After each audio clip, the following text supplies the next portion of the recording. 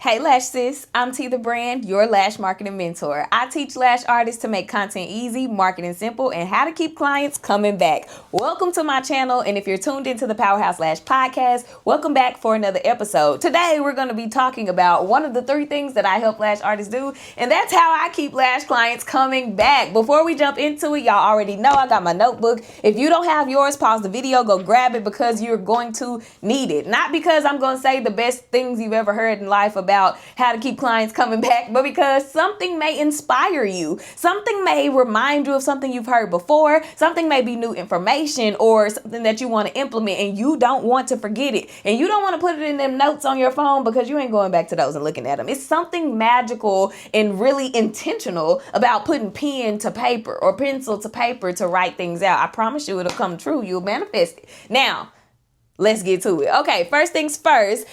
Consultations and follow-ups. These have been 2 of the things that I have done to keep my clients coming back. When a new client comes in for the very first time, we do a consultation, and it is a pretty thorough consultation. As we are talking, I am asking her about her preferences. I already know what kind of style she wants. She's already booked it. But if she has an inspo pick, then we're looking at that. I'm explaining to her, okay, this might not look exactly like this, but we can customize it for you for your eye shape. Because while we're having our consultation, I am analyzing her eye shape. During my consultations, I also let my clients choose the lengths that they want. I don't always let them choose a curl unless they have a specific curl, because they're going based off of things that they've heard or curls that they've had before or what they're seeing online. And that may not be a curl that actually complements their eye shape. So I make sure that I'm analyzing their eye shape. I pick the best curl or curls for their eye shape, but I let them pick the lengths. So I ask them, do you prefer short, medium, or long lashes? Based on which one they say, I show them 4 lengths in a short category, 4 in the medium, 4 in the long, depending on which one it was. All they have to do is pick their longest length. This invites them to be a part of the process. This helps them to feel more secure in your services and in what you're about to do, because they kind of get an idea of what their lashes may look like at the end. It also helps to build trust with your client, and that is so important if you want somebody to come back. And then with the follow-ups, a couple of days after their appointment, they get an email follow-up asking them how they like their service, how they like their lashes, asking them for feedback. And I will also reach out to them personally, asking them how their lashes are doing through text message, and just getting the feel for it. This makes them feel so important and so remembered and so loved. And yes, I'm coming back to you, T the Brand, to get my lashes done. So consultations and follow-ups, those have been 2 things that have really helped me. They show my expertise as a lash professional, and it shows that I care. And if you were to do the same, they'd get the same from you. Okay, number 2, the client experience. And I kind of went all 5 senses with this minus taste, because all you can taste here is sleep, hun. So that was a little wild, but they are asleep during the service, and there's nothing in the service to appeal to their sense of taste. So number 1, the look. How does your lash space look? It doesn't have to be the most lavish and extravagant space. I lash from home, and I have my space to look cozy and comfortable to reflect the type of woman that I want to service. I don't want to service women who have a whole lot of things going on. And if I am servicing a woman who has a whole lot of things going on, this place is the place where ain't nothing going on but her being able to woosah, relax, get a good nap, and wake up with the best looking lashes she's ever had. That is what I want my space to communicate when she comes in and she looks at it. Number 2, feeling. What does your bed feel like? I know that lash beds give your body the blues. I have laid on some very uncomfortable lash beds, but I have also laid on some very comfortable lash beds. My lash bed, simple cushioning, but it blows the clients' minds. New clients, returning clients, they love how comfortable my bed is. And all that I put on my bed, this one gonna get you, are those $4 Walmart pillows. The ones that are like in the owl, in the plastic. Yeah, I buy 4 of those. I line them on my bed. I put a comforter over my bed, and then I put my sheet that has the, I don't know what this is called, but like a wipeable, non-porous sheet on top of the bed. That way between clients, I'm just sanitizing that with my cavity wipes, wiping that down. My clients love the bed. Now, if you have a recliner, just make sure whatever your clients are laying on, they're not laying flat. Make sure you have something for their legs so that they can be elevated if necessary. Necessary meaning your client wants them to. It helps with easing the lower back pain or tension, and it helps to improve their circulation while they're laying there. What does it feel like in your space? Is it hot? Is it cold? Do you have blankets or something to make them comfortable? The way that they're going to feel in the space matters. So you want to make sure that it is prepared to feel how you need your clients to feel. Smell. Girl, do it just smell like room in there? Does it smell like a sack of dry potatoes in there? That's something my mama used to always say, is something smell like a sack of dry potatoes. There's no smell to it. It just smells like stiff air. Get you a plug-in. I love the wallflowers from Bath and Body Works. And in the Haven, there is always a wallflower plugged up. If you don't want to get the wallflowers, or if you don't feel like you can afford the wallflowers, get you a regular Glade plug-in. The refills come in a pack of 5 for like $11. Get you a candle warmer so that you can, just have the candle warming before your services start. And that way it smells good by the time your clients start to come in. That will require you to get to work a little bit earlier, or just burn a candle. Spray some air freshener. The point is, make sure that it smells good in there. Okay, that matters. You're servicing women, and that's important. And then lastly, your music. What are they hearing? Are you playing a TV show that has their mind going because all they can do is make an imagination out of what they're hearing? Are you playing a podcast that may be a little distracting? Maybe they're interested in that. It's important to know your target audience. I say this all the time. It's important to know your target audience, so you know how to prepare your space for them. So what kind of music are they listening to? I want my clients to come in here, relax, and go to sleep. So I don't play music that you're going to hear on the radio, because I don't need you singing along to it the whole time during the service. That moves your face. It keeps you awake. You can't relax. I can't provide the overall experience that I want you to have, and it's probably going to slow me down a little bit if you're awake the whole time talking. So I make sure that I have either smooth jazz playing or spa music playing. That way they don't have a choice but to just woo-saw. So those are some things to consider. Another thing to consider with your client experience is your appearance. My appearance matters. I make sure that if I don't have on a full face of makeup, if my lashes happen to not be done like now, I make sure that I have on some mascara. I make sure I put a little concealer under my eyes just to make me look bright and bushy-tailed. I make sure that my hair is groomed. I make sure that my clothes look good. I make sure that I smell good no matter what I have on. Today I have on a sweatshirt and tights because I'm going to the gym after I finish my clients. But in this sweatshirt and tights, I still have my jewelry. I am still looking prepared to offer a beauty service. You need to make sure that you're prepared to offer a beauty service, that you look like it. Don't roll up in your bonnet. Whether you work at home or have your own suite, it just shows you don't care about your appearance. You don't care about your self-care and self-image, and you want somebody else to trust you with theirs. It's just not given, girl. So make sure that you look good and make sure that your energy matches. One thing that I love, I am not a football girl, but I love that Coach Prom, okay? Deion Sanders is that guy. And I love his saying that he uses for himself, but also with his children and his players. When you look good, you play good. Or when you look good, you feel good. When you feel good, you work good. And when you work good, they pay good. Girl, make sure you look at how you need to look so you can feel how you need to feel, and so that you can share that good feel with your clients when they come in. Energy transfers, one, without you touching somebody, but especially when your hands are on them. So just make sure that you are right so that you can be the best you that you can be to give your clients the best service experience. Another part of the client service experience is communicating and educating. When I have new clients come in, I am educating them throughout the service, or at least until I start lashing. So once we've done their consultation and they lay down, I let them know, okay, the first thing we're going to do is clean your lashes. I let them know that this is the lash shampoo, and that they will receive a lash bath kit to take with them when their service is over, so that they can keep their lashes clean and maintain their lashes until they come in for a fill. I make sure that once I do the shampoo, I let them know, okay, I'm about to rinse your eye. You'll feel a little water running. I rinse their eye. Okay, now I'm about to dry you. Now I'm going to tape your bottom lashes down so that your top lashes aren't glued to your bottom lashes, and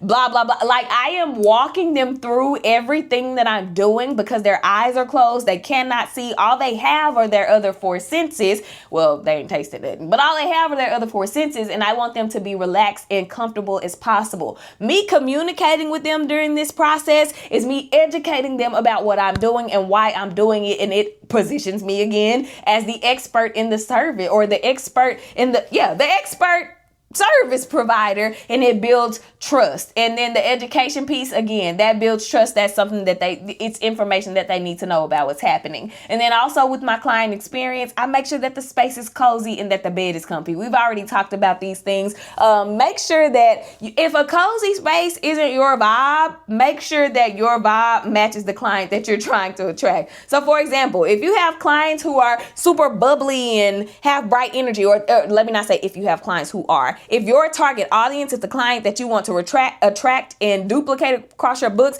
if that's the space that she wants to be in, then make sure your space reflects that. Everybody don't want to come in, lay down and listen to smooth jazz or spa music. Some people want something to turn them up and make them feel like that girl. If those are your clients, do your thing. They're not mine, but make sure that the service experiences matches the audience. Okay, moving on to number 3, communication. When you are communicating with your clients and you want them to keep coming back to you, it is so important that you don't only communicate with them through social media. I see beauty service providers all the time making posts in their stories about, like today, we're in Dallas. Well, I'm in Dallas, and Dallas is getting ready to freeze over this weekend. Welcome to Alaska.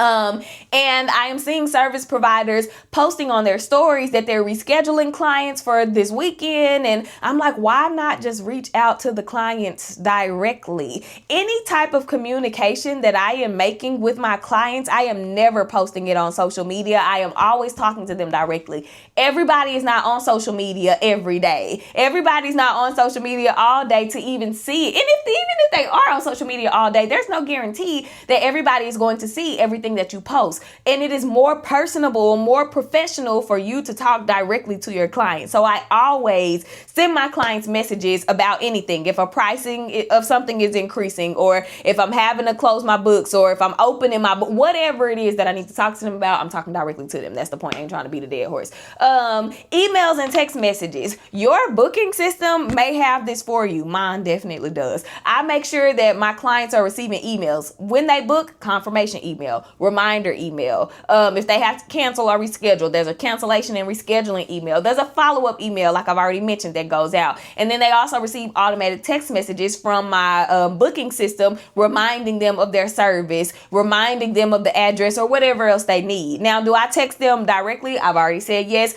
but I make sure that they have that in the through the system, just for a little more reinforcement and to stay connected with them. Another thing for communication is make sure you communicate clearly. Don't leave any room for assumptions or guessing or pretending, whatever. Be clear, be straightforward, but make sure that you are tactful, and make sure that you are always communicating respectfully, professionally, tactful and respectful, but also professionally. Even with my clients who have been with me since I started lashing 5 years ago, I am always their service provider first. I don't care what the rapport is like, what the relationship is like. When we are talking about lash business me is first. Professional me is first, because those are lines that should never be blurred. It also works in reverse. By me making sure that I am always professional with them first, when they address me, they are always respectful of my professionalism. They are professional in return. We don't play them games around here, and you shouldn't play them in your business either. Okay, and then lastly, from communication, demonstrate what you want to be reciprocated. That kind of goes back into what I was saying. I speak to my clients in a way that they know, oh, this is T standard. And when they communicate with me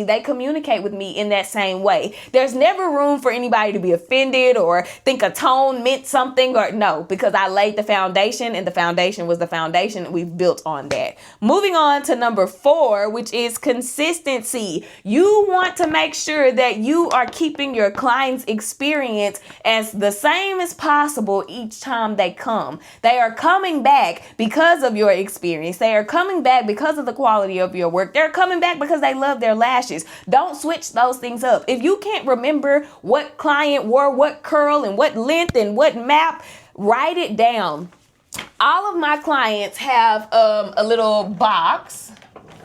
They have a little box. This is a lash box where all of the lashes have been used. In this box, I keep all of the lashes that I use for them for their appointment. I also have their map written down in here and the curls that they are wearing. That way I know, okay, Tiara wears a cat eye 8mm to 15mm. All of those lashes are in here. If I can't remember, dang, was she a 0 or 0.03 or a 0.05? It's all written down. So write the stuff down so that you can give your clients a consistent lash look. Make sure that you are playing the same type of music every time they come so that they have a consistent feel and consistent vibe. Make sure, and I'm not saying you can't change your space around, but how you change your space, make sure that it is still in alignment with what they love about coming to the space in the first place. I kind of covered all of these: their experience, the communication style, and their lashes. So let's move on to my last point, which is build trust. Building trust has kept clients coming back. Most of my clients have been with me for at least 4 years. And if not 4 years, it's been 3 years. And if not 3 years, it's been 2 years, but they have been very consistent. And that is because I have been consistent and I have done the things, done the work to build trust with them so that they know my space is always safe. My space is always clean. It always smell good. It always look good. The bed gonna always feel good. Your lashes gonna always look good. Your lashes are gonna always lash. It's going to always be the best, and they can trust that. So that's trust is built through your communication and consistency. It's built through educating your clients. No matter how many times you have to tell your clients, clean your lashes because XYZ, tell them again. So many lash artists get frustrated and they have the nerve to make content about their frustration because they keep repeating themselves. It's your job. It's your job. It's your job. It's your job. Educate your clients. And then great results also builds trust. These are some things that those deposits. Let's talk about that before we wrap up the video.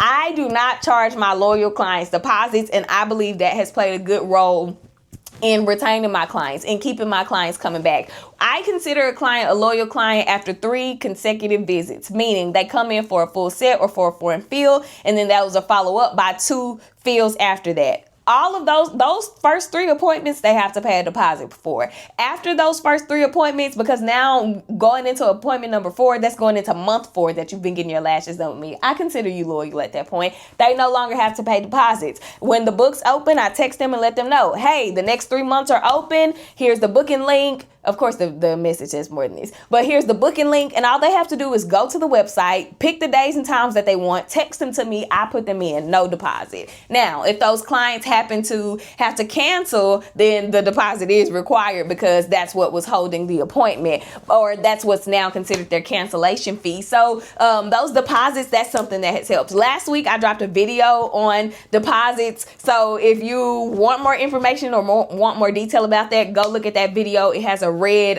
what is that thing called, a red thumbnail, and it says charging deposits. Watch this. So those are 6 of the things that I have done in depth to keep my clients coming back over the years. I hope that something that I said was helpful. If you have any questions about any of those things, drop them in the comments. If you like the video, please hit the like button, because when you like the videos, YouTube pushes my videos out to other lash artists and other beautypreneurs who are needing real help. And I want to be able to reach them so that they can grow just like we're growing here. If you like the channel, hit your bell notification button so that you're aware every time I'm dropping new gems. Again, I hope that something in this video makes your lash journey a little bit easier. I will see y'all in the next video.